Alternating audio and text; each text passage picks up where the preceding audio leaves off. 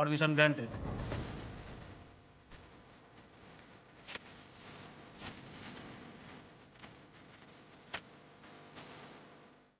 ধর্মাবতার, আমরা পুলস্তবাবুর কথা অনুযায়ী না হয় মেনে নিলাম যে মন্দির রেনোভেশনের জন্য মহাপ্রভুর পুজো খুব একটা ধুমধাম করে হচ্ছে না, নিয়ম নীতি মেনে সাধারণভাবে হচ্ছে। কিন্তু তাহলেও ব্রজধাম থেকে তো শঙ্খ, ঘণ্টার ধ্বনি, কাঁসর এসবের শব্দ ভেসে আসার কথা।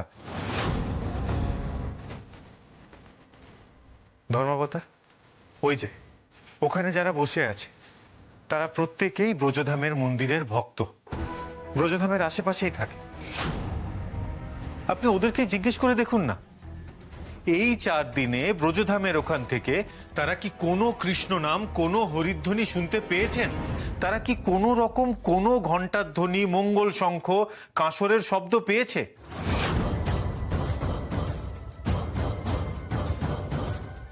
আপনি ওদেরকে জিজ্ঞেস করে দেখুন তো, ওদের কি মনে হয় ব্রজধামে মহাপ্রভুর নিত্য সেবা হচ্ছে?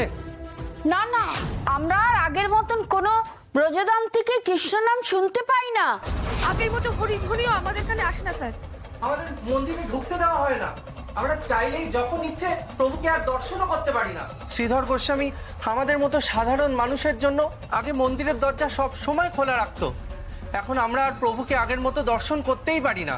শ্রীধর গোস্বামী আমাদের গুরুদেব, আর ব্রজধামে আমরা আমাদের গুরুদেবকেই ফেরত চাই।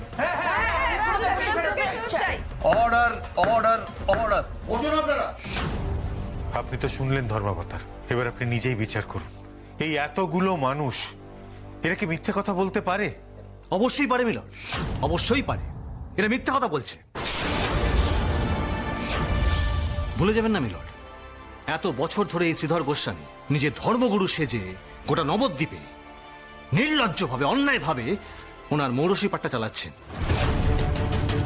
তার এই শিষ্যদের মধ্যে থেকে কয়েকজনকে শিখিয়ে পড়িয়ে টাকা খাইয়ে এই কোর্টে পেশ করা এমন কি বড় ব্যাপার মিলর্ড?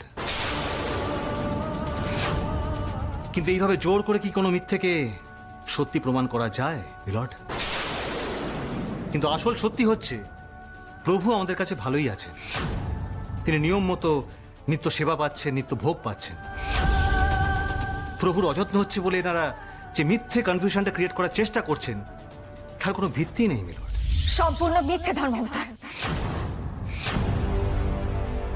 ধর্মাবতার, আমি আদালতের সমস্ত ডেকোরাম মেনটেন করে কিছু কথা বলতে চাই। অনুমতি দেয়া হলো, আপনি কাঠগড়ায় আসুন।